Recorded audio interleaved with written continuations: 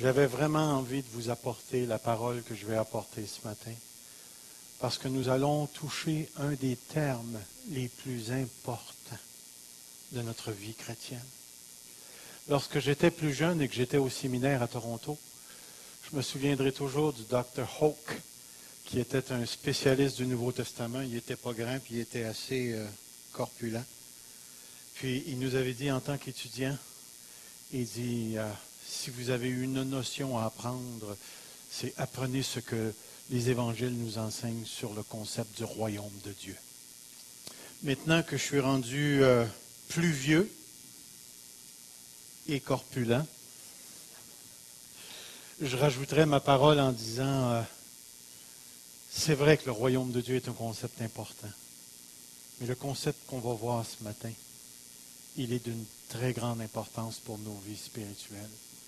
Si je place devant vous le texte que nous avons regardé à venir jusqu'ici, est-ce que c'est le bon? Oui. Car la grâce de Dieu, source de salut pour tous les hommes, a été manifestée.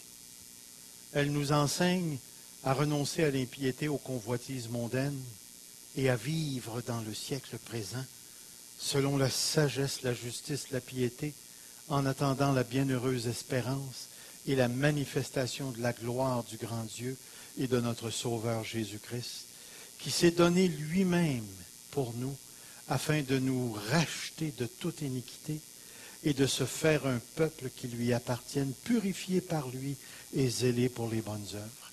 La semaine passée, si vous vous rappelez, on a arrêté sur le premier mot, le mot car j'ai voulu vous montrer les liens qui existaient dans ce texte avec le concept de doctrine, ensuite le concept de la grâce, de la saine doctrine et des comportements.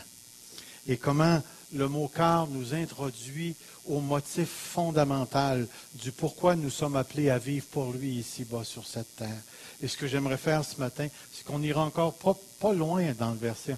On va installer le concept de la grâce dans nos pensées, dans nos cœurs, et on va tenter d'approfondir ce que la parole de Dieu nous dit à propos de l'idée de la grâce. Ce que j'aimerais à ce point-ci, c'est faire quelques remarques initiales. La première que j'aimerais faire devant vous, c'est que la grâce de Dieu, il est important de souligner que la grâce en question est celle de Dieu. Et celle de Dieu. Nous ne parlons pas de n'importe quel type de grâce. Saviez-vous que moi, je peux vous faire grâce? Donc, dans le concept de grâce qu'on va utiliser ce matin, l'homme est complètement exclu parce que c'est la grâce de Dieu. Chez l'apôtre Paul, la grâce, en parenthèse, de Dieu est toujours le fruit de l'initiative de Dieu. La grâce de Dieu commence jamais en dehors de lui, commence toujours en Dieu lui-même.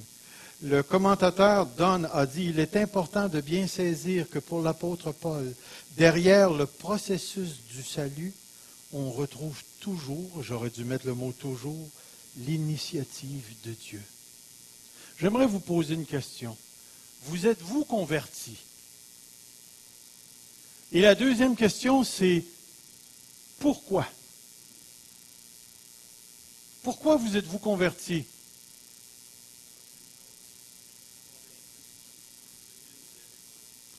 Parce que Dieu nous a aimés. Tu ne t'es pas converti parce que tu as eu une conviction. Tu ne pourras pas arriver devant Dieu et dire, Seigneur, tu es chanceux, j'ai accepté de te suivre. Tu ne pourras pas imposer à Dieu quoi que ce soit. Mais derrière, la raison fondamentale, c'est que tu as été élu quand? Avant la fondation du monde. Tu avais déjà été choisi. Et lorsqu'au moment opportun dans l'histoire, tu es apparu sur cette terre, Dieu t'avait déjà destiné au salut. Et l'initiative de Dieu t'a précédé. Et c'est pourquoi tous les commentateurs de Dieu, tous les commentateurs de l'Évangile, les interprètes de l'Évangile, les théologiens nous disent que Dieu précède notre choix. Puis on pourrait le voir dans l'Ancien Testament, il y a Mon ami, il y a des dizaines et des dizaines et des vingtaines de versets dans l'Écriture qui nous disent que Dieu nous précède. Et lorsqu'on parle de la grâce de Dieu, l'une des choses qui est fondamentale pour nous de saisir, c'est que Dieu est à l'origine. C'est Dieu qui initie la grâce. Lorsque nous parlons de la grâce, j'espère que j'ai toujours les bons textes, oui. Lorsque nous parlons de la grâce, nous référons non seulement à un événement historique que nous appelons l'événement Jésus, mais nous parlons également de l'expérience de cette grâce dans la vie des individus. Et non seulement ça, mais de la continuité de l'expérience de la grâce tout au long de nos vies. Alors, lorsqu'on parle de la grâce de Dieu, on parle de cette initiative de Dieu qui s'est manifestée dans la personne de Jésus-Christ, qui s'est manifestée le jour où j'ai rencontré cette personne merveilleuse qui s'appelle Jésus-Christ. Et également, lorsqu'on parle de la grâce, on parle de tout ce qui a rapport à la vie chrétienne dans laquelle je suis entré, dans laquelle je suis présentement. Et c'est pourquoi la grâce est un concept global qui englobe la totalité de l'œuvre de Dieu, de l'œuvre que j'ai subie et de l'œuvre de Dieu que je subis encore, dont je suis le récipiendaire, le réceptacle. Alors, lorsqu'on parle de la grâce de Dieu, on parle de A, aller jusqu'à la dernière lettre de l'alphabet, on parle de ce mouvement de Dieu dont il a initié et qui englobe la totalité de tout ce qu'on peut mentionner ici-bas sur cette terre en ce qui a rapport avec ce que Dieu a fait. C'est pourquoi ça devient important ici. L'origine du mot grâce est important aussi. Je ne sais pas si je vous ai mis ça devant vous ce matin. Le mot grâce vient du mot charis. Vous savez ce que c'est, charis? On l'a dans le mot charismatique, charisma. Le mot grâce vient du grec charis. Puis ce qui est intéressant, c'est que l'apôtre Paul n'a pas choisi ce mot-là au hasard. Il retrouve, dans un certain sens, la notion de la grâce impliquée dans deux mots hébreux tout à fait, comment je dirais ça, normal pour ceux qui savent lire l'hébreu de l'Ancien Testament, le mot chen et le mot chesed. Ce sont deux mots qui sont utilisés pour décrire le concept de la grâce. Et ce qui est intéressant ici, c'est que le mot chesed, qui est le mot utilisé pour décrire la loyauté de Dieu à l'intérieur de l'Alliance, est plus souvent traduit par le mot miséricorde que par le mot grâce. Tandis que l'autre mot, vous savez que dans la traduction, la Septante, vous savez ce que c'est que la Septante? C'est la traduction de la Bible hébreu en grec à peu près 175 ans avant Jésus-Christ. Bien souvent, les textes de l'Ancien Testament qui sont cités dans le Nouveau Testament nous viennent de la Septante, de la traduction grecque. Et c'est pourquoi, bien souvent, quand on étudie un mot dans le Nouveau Testament, on va voir comment il est utilisé dans la Septante et on va voir à partir de la Septante quels sont les mots que la Septante traduit de l'hébreu. Et tout ça pour souligner ceci, c'est que le concept de la grâce chez l'apôtre Paul nous vient principalement de l'Ancien Testament. De l'Ancien Testament, avec ce concept où Dieu a choisi Israël et a choisi de déverser toute sa bonté sur ce peuple pendant toutes ces années. Mais il y a autre chose qu'il faut reconnaître également. Paul a été envoyé vers les païens, les non-juifs. Le mot charis chez les non-juifs était un mot qui avait rapport à la grâce, mais pas n'importe quel type de grâce. Avez-vous déjà regardé les patineurs ou les patineuses artistiques? Ceux qui font du patinage artistique. Surtout les couples. Avez-vous remarqué que lorsqu'ils vont patiner, c'est gracieux? Mais dans la terminologie gréco-romaine, le concept de la grâce faisait référence à ces dimensions esthétiques où on pouvait trouver une chose gracieuse, et ainsi de suite. Mais, chez les Grecs, il y avait un concept particulier qui était associé au mot grâce, et c'était l'idée du bienfaiteur. Et lorsqu'un Grec, entendant le mot charis, il n'y avait pas de misère à faire la connexion avec un bienfaiteur. Lorsque l'apôtre Paul a choisi le mot chariste, à l'époque gréco-romaine, le mot chariste n'avait pas de signification théologique ou religieuse. Alors Paul avait un mot tout à fait particulier dont il pouvait remplir le mot du sens de l'Ancien Testament pour le rendre accessible autant aux Grecs et aux Romains qu'aux Juifs. De sorte que Paul s'est servi d'un mot qu'il a rempli d'un sens tout à fait particulier pour nous parler de ce que Dieu a fait, de ce que Dieu fait encore. Et le concept de la grâce chez l'apôtre Paul est un des concepts les plus importants qu'il nous ait donné. Le mot est utilisé plus d'une centaine de fois, je pense c'est 90 fois chez l'apôtre Paul. Alors c'est certain que pour l'apôtre Paul, le mot grâce inclut ou est imbibé ou est chargé d'une signification très importante et qui résume dans son ensemble la totalité de l'œuvre de Dieu en Jésus-Christ. Et c'est ce qu'on va tenter de découvrir ce matin, si vous voulez bien. Et je ne sais pas où on est rendu. On va s'en aller ici. La grâce de Dieu nous est présentée en 6 caractéristiques particulières. Chacune de ces caractéristiques-là fait partie du sens du concept de la grâce. La première caractéristique du concept de la grâce chez Paul, c'est l'idée de la générosité. Nous avons tous une certaine idée de ce que c'est qu'une personne généreuse.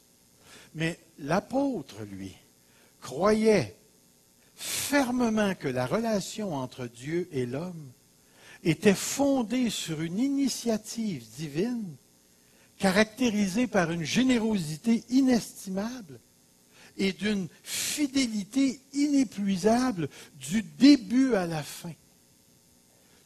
Tout était le fruit de la grande générosité de Dieu.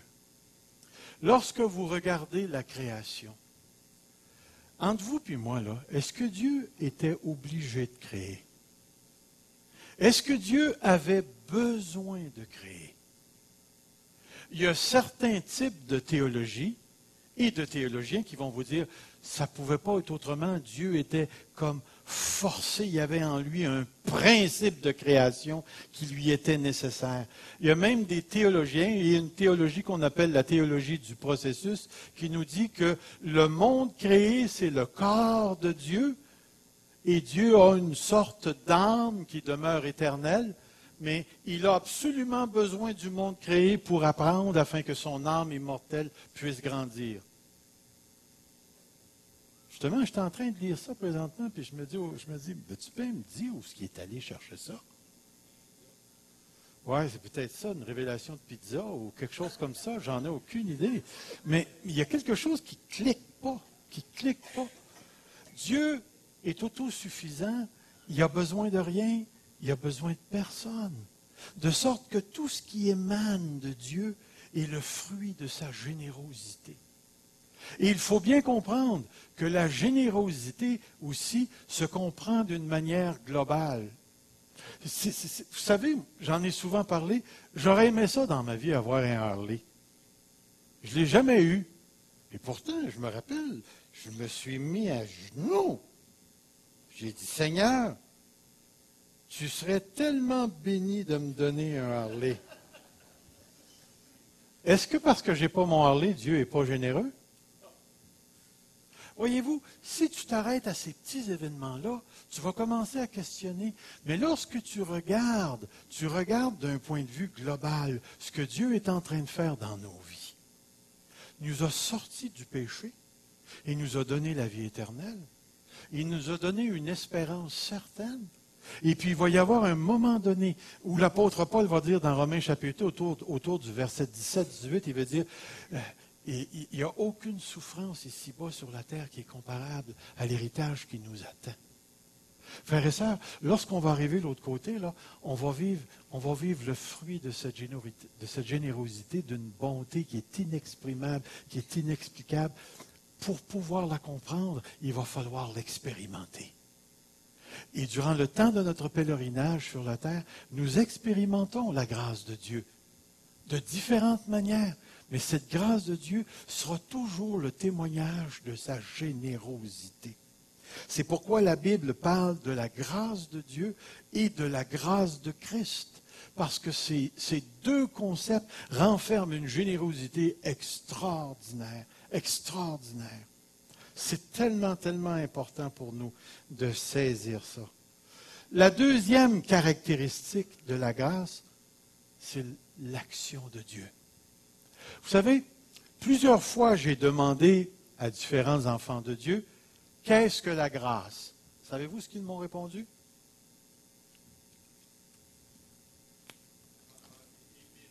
C'est une faveur imméritée de Dieu. Lorsque tu parles d'une faveur imméritée de Dieu, c'est quasiment comme si tu parlais d'un état intérieur. Dieu nous est favorable. Mais dans la grâce, chez Paul, non seulement l'apôtre Paul nous décrit une disposition intérieure dans le cœur de Dieu, mais cette disposition-là correspond à l'action de Dieu en raison de cette disposition intérieure. Nous parlons ici de ce qu'on appelle la grâce actualisée. Vous rappelez-vous notre texte? Car la grâce de Dieu, source de salut pour tous les hommes, a été manifestée. C'est-à-dire, ce n'est pas un concept qui est purement intellectuel. C'est un concept qui est très axé. Pour l'apôtre Paul, la grâce est un terme très dynamique. C'est une action de la puissance de Dieu. Elle fonctionne de concert avec l'idée de puissance et du Saint-Esprit. Lorsqu'on parle de la grâce de Dieu, nous parlons comme si Dieu nous avait empoignés, puis il nous avait engrassés. C'est important. Très important. La grâce de Dieu présuppose une action divine par laquelle tu es saisi. Et si je pouvais prendre des termes un peu cuisiniers, tu es bourré de grâce. C'est ce que Dieu a fait avec toi et moi. À un moment donné dans ta vie, tu t'en allais, tu étais dans le péché, tu étais peut-être même heureux dans le péché, puis tu péchais heureusement. Et la vie te paraissait normale, mais à un moment donné, Dieu t'a saisi. Il t'a emmené à quelqu'un, il t'a emmené vers une conférence, il t'a emmené dans un endroit. Et là, tu as été saisi par la personne de Dieu. Le Saint-Esprit t'attendait. Et Dieu a posé une action particulière. Il a disposé ton cœur. Et tu as choisi d'entrer dans ce que Dieu t'offrait. Et là, tu as été saisi et tu as été engrassé. Et Dieu t'a rempli, t'a fait goûter, t'a fait expérimenter sa grâce. C'est pourquoi la grâce de Dieu n'est jamais simplement un concept intellectuel. C'est une action divine qui se trouve dans l'initiative du Dieu à ton égard, à mon égard, à notre égard. C'est pourquoi la grâce de Dieu est un concept tellement, mais tellement important ici.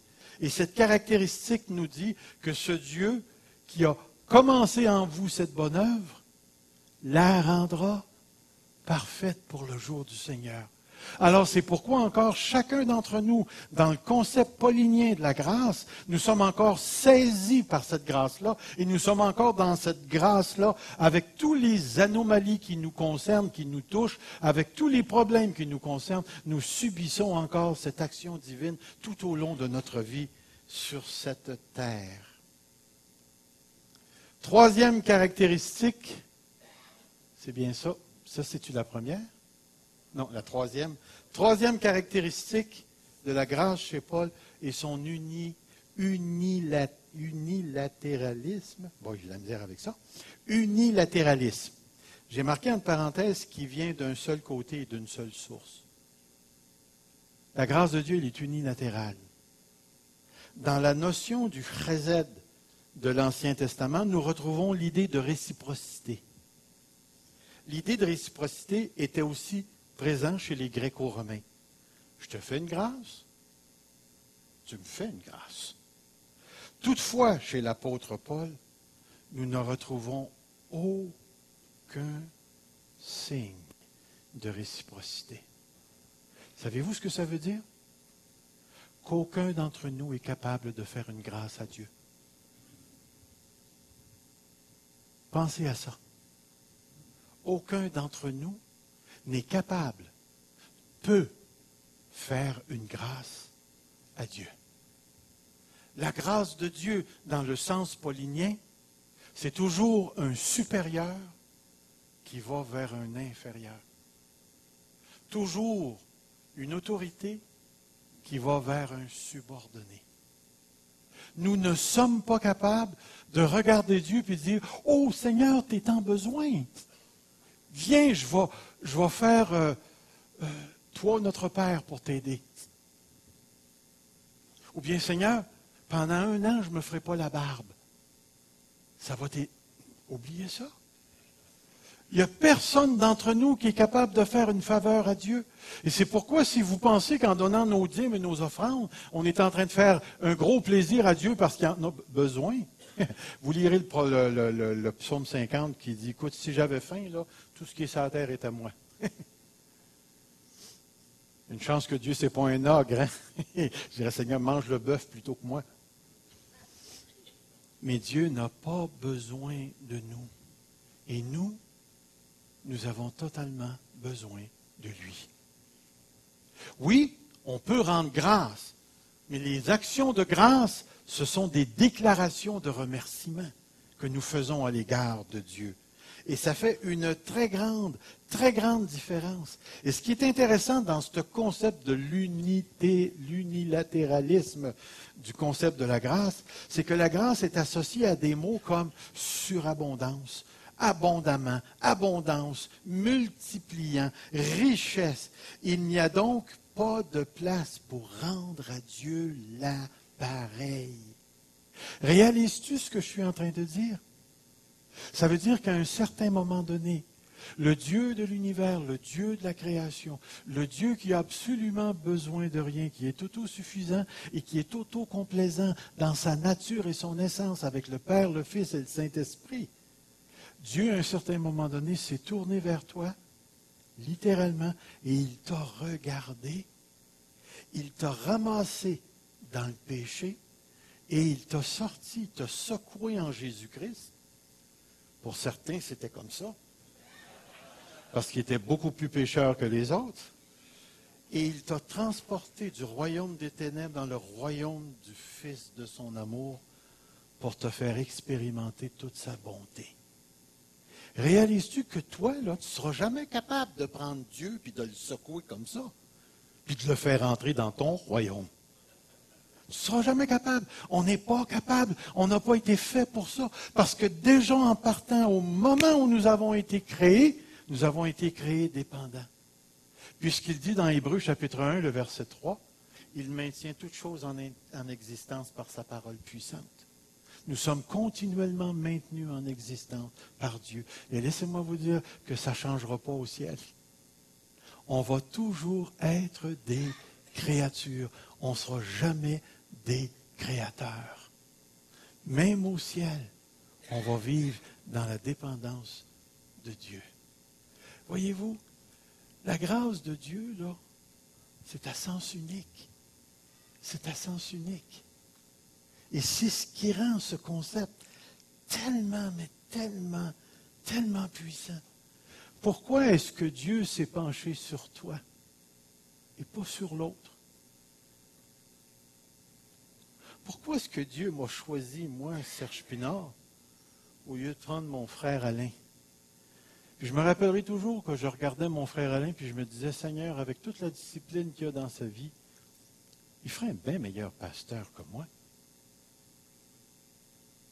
Pourquoi lui est encore rebelle à l'Évangile, puis moi j'ai accepté à 19 ans? Pourquoi? Pourquoi toi tu es là ce matin? Tu ne pourras pas répondre autre chose. Tu ne pourras pas dire, ben, c'est parce que je suis une créature merveilleuse. On va demander à ceux qui te fréquentent pour voir. C'est vrai que tu es une créature étonnante, puis du point de vue physique, c'est merveilleux. Mais si on fouille en dedans, il n'y a pas grand monde de merveilleux que je connais. Même les plus grands parmi nous ont souvent des grands péchés, des grandes difficultés. Ça ne se peut pas que Dieu ait trouvé en moi quelque chose qui l'a impressionné, puis pourtant il m'a sauvé à 19 ans. Il m'a ramassé, puis il m'a engrassé. Là, je me pose la question, puis je dis, Seigneur, il y a quelque chose que je ne comprends pas. Puis le Seigneur me semble qu'il est là, puis il dit, oui, c'est vrai, tu ne comprends pas. Puis tu ne comprendras probablement pas, parce que je n'ai pas révélé les raisons de mon choix. Tout ce que je t'ai dit, c'est que je t'aimais. Oui, mais Seigneur, mon frère, c'est toi que j'aime. J'ai aimé Jacob et j'ai haï Ésaü. C'est des termes qui sont forts, Seigneur. Je suis Dieu. Je choisis. J'arrive pas à comprendre. J'arrive pas à comprendre. Romains chapitre 9. Vous lirez ça. Oh, mon ami, c'est des textes bouleversants. Dieu fait miséricorde à qui il veut, puis il endurcit qui il veut. Et cela ne dépend pas de celui qui court ou de celui qui veut, mais de celui qui fait miséricorde. Wow! Wow! Puis là, tu dis, Seigneur, tu as inscrit mon nom sur ta main. Quand tu es mort à la croix, mon nom était déjà inscrit dans le livre de vie. Tu es mort, tu as pris sur toi mes péchés. Seigneur, Seigneur, il y a quelque chose de merveilleux dans ce que tu fais, qui me dépasse, qui est plus grand que moi. La quatrième dimension ou le quatrième aspect de la grâce de Dieu, je pense que je l'ai passé, je vais essayer de vous le donner, c'est celui-là. La quatrième caractéristique de la grâce de Dieu consiste dans son rapport avec l'Église et particulièrement les dons de l'Esprit. Prenez le temps d'assimiler cette vérité.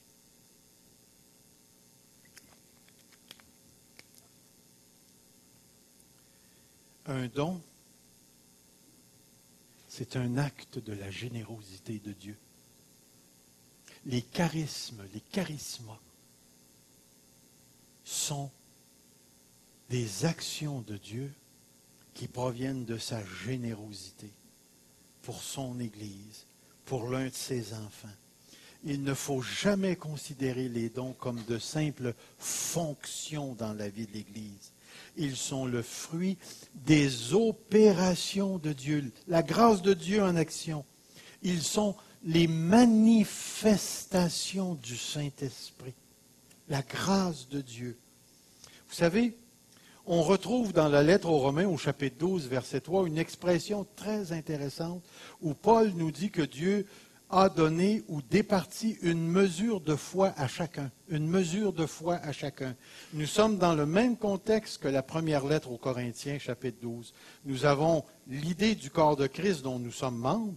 Nous avons la mention des divers ministères et la mention des dons spirituels.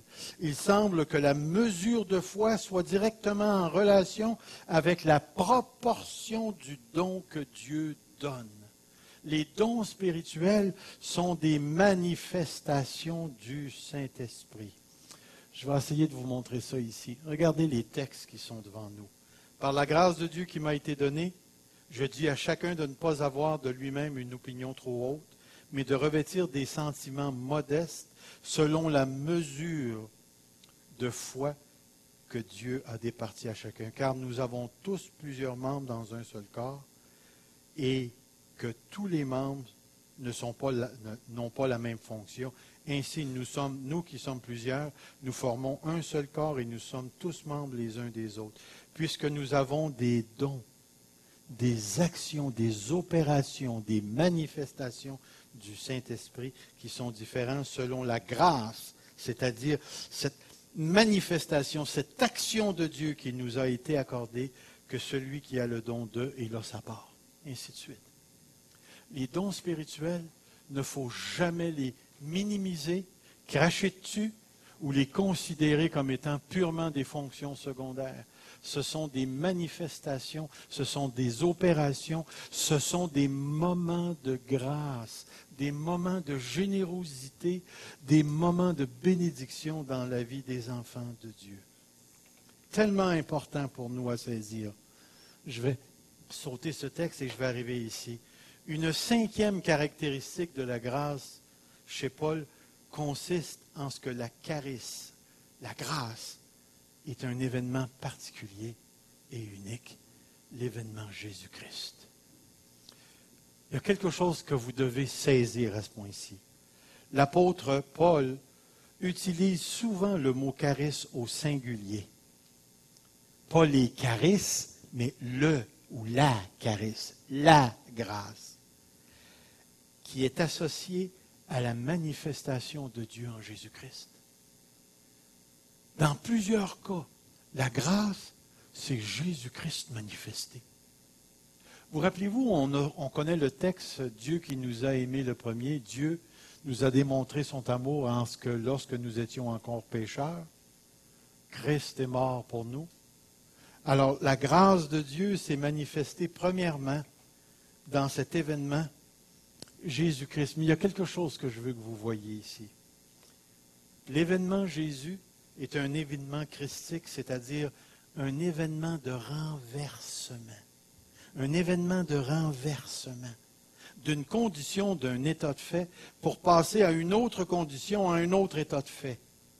Nous étions sous la colère de Dieu et sous le pouvoir du péché, et cette condition a été renversée par l'inauguration du royaume de Dieu en Jésus-Christ, qui nous a donné la vie de l'Esprit et l'accès auprès du Père.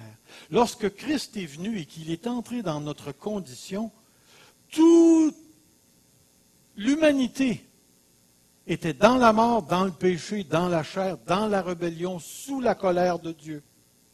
Et lorsque Christ est entré et qu'il a pris sur lui notre enfer, nos péchés, il a renversé cette condition pour nous emmener dans la présence de Dieu. J'espère que je vous ai donné ceci. J'espère que vous pouvez voir même en arrière ici. Choisi, prédestiné, appelé, régénéré, justifié, sanctifié et glorifié. D'une part, pour ceux qui ont déjà suivi l'enseignement, vous avez le siècle présent que l'apôtre appelle mauvais et qui va se terminer lorsque Jésus va revenir. Mais avec l'arrivée du Seigneur Jésus-Christ, le royaume de Dieu a été manifesté. Le siècle à venir s'est manifesté. Nous étions dans le péché, nous sommes dans la vie. Et ce qui est intéressant ici, c'est que nous, les enfants de Dieu, nous sommes, pour ainsi dire, coincés entre le siècle présent et le siècle à venir. De sorte que tant que nous serons dans ce corps de mort, nous subirons encore les effets d'un siècle présent mauvais en rébellion contre Dieu. C'est pour ça qu'il y a encore dans nos vies de la faiblesse, que le chrétien pêche encore. C'est pour ça qu'on retrouve encore tout un paquet de niaiseries dans l'Église de Dieu. C'est pour ça qu'on retrouve des gens qui sont fatigués, d'autres ont le cancer, d'autres sont guéris, d'autres sont tels, d'autres sont ci, d'autres sont ça. Et on est dans cette condition-là, on est dans le maintenant et le pas encore. On est à la fois dans le siècle présent et dans le siècle à venir. Et à cause de cette condition-là, nous vivons une vie chrétienne en tension. Nous sommes continuellement en tension. Et la tension va se terminer lorsque Jésus va revenir et le siècle présent mauvais va arrêter et le siècle à venir va continuer dans l'éternité pour l'éternité. Et nous allons vivre la résurrection des corps qui va complètement nous détacher de tout ce qui est corrompu. Nous allons vivre les nouveaux cieux et la nouvelle terre parce que la terre d'à présent vit les douleurs de l'enfantement selon Romains chapitre 8 et attend la révélation des fils de Dieu.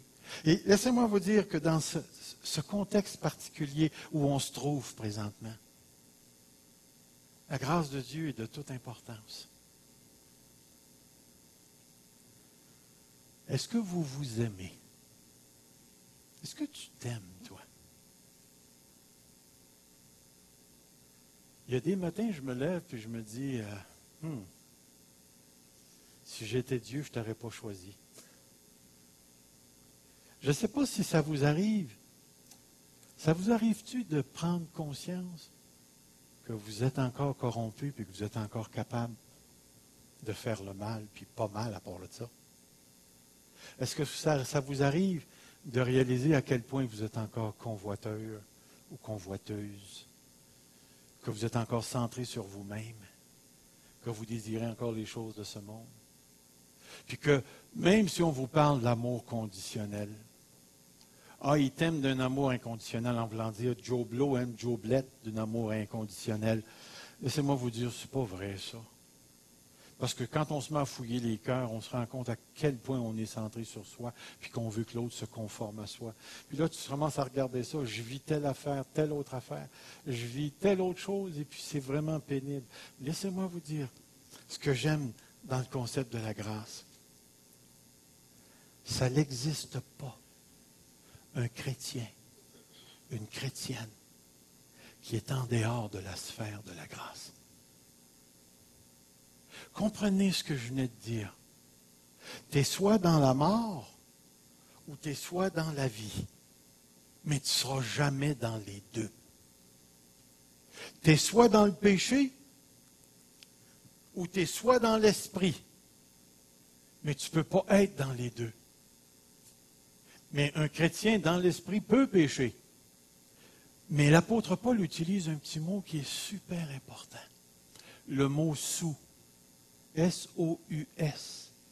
Et chez l'apôtre Paul, lorsqu'une personne elle est sous quelque chose, ça veut dire qu'elle est l'esclave de cette chose. Et l'apôtre Paul nous dit, pécherions-nous parce que nous ne sommes plus sous la loi, mais sous la grâce. Voyez-vous, en dépit de toutes les faiblesses, de toutes les émotions négatives que je peux ressentir à propos de ma propre personne, à propos de quelqu'un d'autre, à propos de l'Église, malgré tous les péchés que je peux commettre en pensée ou en action encore aujourd'hui, parce que Jésus-Christ est entré dans ma vie, que j'ai le Saint-Esprit à l'intérieur de moi, je suis dans la grâce. Et ce que je vous montre ici, là, le petit point bleu, là, c'est moi qui est dans le siècle présent et le siècle à venir. Mais le petit point bleu vit cette condition-là parce qu'il est dans la grâce. Parce que s'il était en dehors de la grâce, il ne serait que dans le siècle présent mauvais. Mais parce que je suis dans la grâce, je suis entré dans le siècle à venir. Maintenant, ces deux siècles-là se rencontrent et sont en tension, et moi, je vis dans cette tension-là. Mais la grâce de Dieu inclut aussi bien la protection, la persévérance de ce qu'il m'a donné, celui qui a commencé en vous cette bonne œuvre la rendra parfaite pour le jour du Seigneur. Je ne pourrai plus maintenant sortir du contexte de la grâce. Je peux vivre les moments les plus difficiles de ma vie, puis j'en ai vécu. J'ai vécu une grosse crise existentielle dans ma vie spirituelle et ma vie pastorale qui a duré une dizaine d'années. Mais j'étais encore dans la grâce de Dieu. Parce que si je suis debout ici, c'est parce que celui qui a commencé en moi cette bonne œuvre l'a travaillé, cette grâce-là, dans ma vie durant mon temps de crise. Et plus que ça, par son travail, je désire encore plus connaître ce qui s'en vient. Et frères et sœurs, que vous viviez, que vous ayez des pensées, que vous ayez toutes sortes de choses, n'oubliez jamais cette vérité fondamentale. Vous êtes dans la grâce de Dieu. Dites-le vous, à vous-même, je suis dans la grâce. Tu as peut-être un caractère de chien, mais ce caractère de chien-là, il est dans la grâce. Ce que je veux que tu saisisses ce matin, c'est le fait que l'événement Jésus-Christ est arrivé et que tu as été empoigné par Dieu pour être engrassé en Jésus-Christ. Tu es entré dans un monde, le monde de l'esprit. Et parce que tu es dans le monde de l'esprit, la faveur active de Dieu est sur toi, autour de toi, en arrière de toi, en avant de toi. Tu baignes dans la grâce de Dieu. Cette faveur active de Dieu qui t'a pris en main au point A et qui va te rendre au point B. La grâce de Dieu. Voyez-vous, une des choses que je trouve super intéressante ici, Et en raison du temps, je ne vous lirai pas tous les versets, mais je vais vous en montrer un en particulier. C'est l'apôtre Paul lorsqu'il rencontre Jésus-Christ comme son Seigneur, puis il va dire ceci, « Mais toi, lève-toi, tiens-toi sur tes pieds, car je te suis apparu pour t'établir ministre et témoin des choses que tu as vues et de celles pour lesquelles je t'apparaîtrai.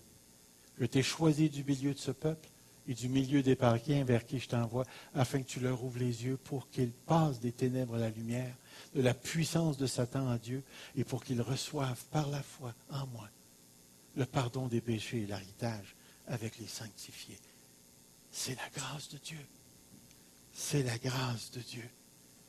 Et la dernière chose que j'aimerais mettre devant vous, c'est que la grâce de Dieu se comprend à la lumière de la condition dans laquelle nous étions avant l'expérience de la grâce. Et regardez ce qui est écrit ici. La Bible dit que nous étions des enfants de colère, que nous étions des ennemis de Dieu, que nous étions des fils de la rébellion. Nous étions morts, nous étions dans la chair, nous vivions dans le péché. Dans le péché. Et au milieu de tout ça, notre Dieu est venu tendre sa main pour nous saisir et nous transférer dans le royaume du Fils de son amour. Un texte que vous allez retrouver dans la lettre de Tite au chapitre 3, il dit « Rappelle-leur d'être soumis aux magistrats, aux autorités, d'obéir, d'être prêts à toute bonne œuvre, de ne médire de personne, d'être pacifique, modéré, plein de douceur envers tous les hommes. » Et là, il y a encore un quart. Car nous aussi, nous étions autrefois insensés, désobéissants, égarés, asservis à toute espèce de convoitise, de volupté, vivant dans la méchanceté, dans l'envie, dignes d'être haïs et nous haïssant les uns les autres. Hey, mon ami, je dis ça, puis j'ai l'impression de lire le Journal de Montréal. C'est ce dans quoi nous étions. C'est ce dans quoi nous étions. Regardez un autre texte qui est très intéressant. Vous étiez morts par vos offenses et par vos péchés dans lesquels vous marchiez autrefois, selon le train de ce monde, selon le prince de la puissance de l'air, de l'esprit qui agit maintenant dans les fils de la rébellion.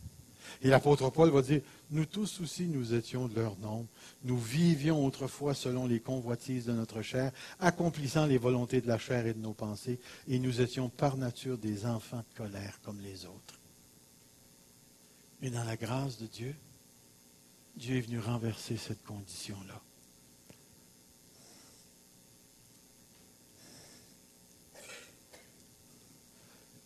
J'aimerais mettre ceci devant vous.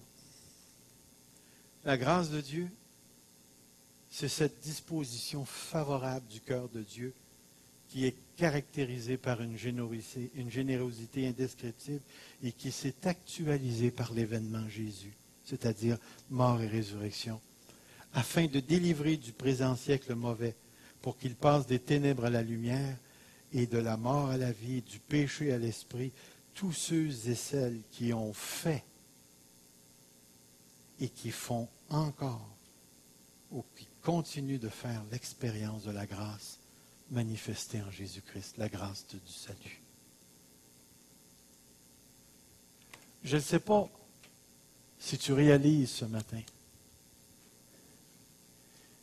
mais depuis le jour où tu es né, il y avait un regard favorable sur toi qui t'attendait à un moment donné dans ta vie. Et au moment opportun, ce regard favorable est devenu profondément actif. Il t'a rencontré dans ta misère, dans ton péché. Il t'a fait connaître Jésus-Christ comme celui qui est envoyé pour renverser la condition dans laquelle nous étions. Et Christ a choisi volontairement de prendre sur lui ton péché, ta mort, ta révolte, la colère de Dieu pour toi, et de le crucifier à la croix et de ressusciter pour ensuite te donner ce que tu ne pourras jamais trouver dans aucune économie terrestre. Te donner les nouveaux cieux, la nouvelle terre, un nouveau corps, te donner une nouvelle société, te donner un nouveau monde dans lequel il n'y aura plus de corruption, de cancer, de méchanceté, de politique aérie, de chicane, de bandits à cravate, de virus qui peut tout nous tuer, de pollution, de tout ce que tu voudras, mêler tout ensemble. Dieu a choisi dans sa grande générosité de te faire part de l'héritage des saints. Et voilà où tu es présentement. Aujourd'hui, là où tu es présentement, tu es dans la grâce. Tu es dans la grâce.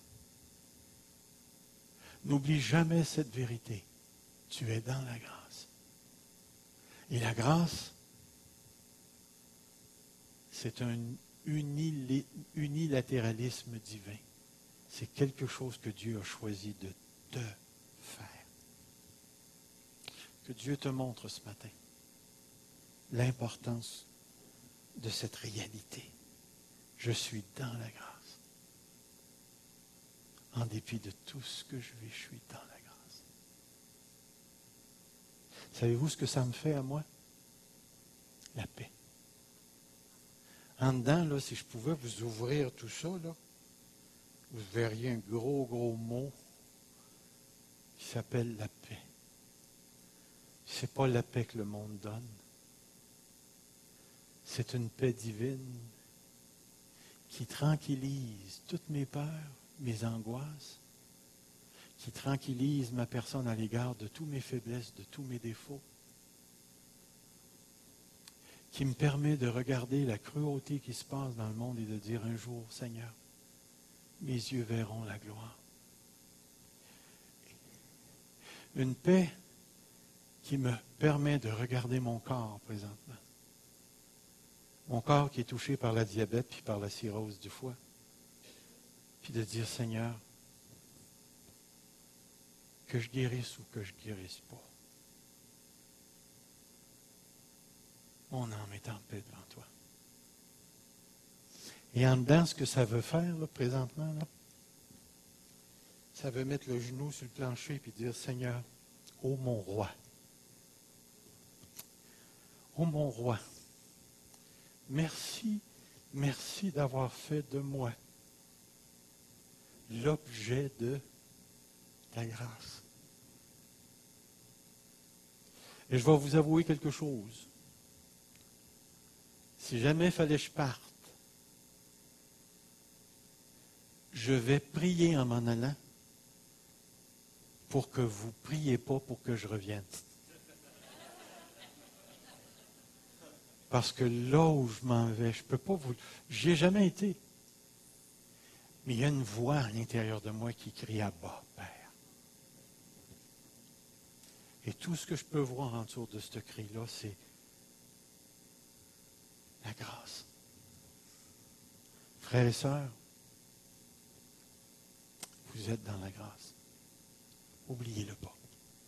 Courbons-nous devant Dieu. Seigneur notre Dieu. Je ne sais pas comment faire, Seigneur, pour te dire un merci qui dépasse tout ce qui est en moi. Je sais que je ne pourrai jamais te rendre l'appareil. Et même tout ce que je pouvais faire, c'est de tenir ton petit doigt. Je pognais après ton petit doigt, Seigneur, parce que ton petit doigt est plus fort que l'enfer, plus fort que Satan et de toute sa puissance. Ton petit doigt seulement, Seigneur, est rempli d'une grâce qui me soutient, qui me garde. Alors, jusqu'à ce que tu reviennes, donne-nous ici, à l'Église Fusion, de réaliser que nous sommes une Église parce que nous sommes dans la grâce. Que nous sommes attachés les uns les autres en raison de ta grâce. Merci, Seigneur, de nous avoir choisis avant la fondation du monde et de nous avoir destinés à l'héritage des saints.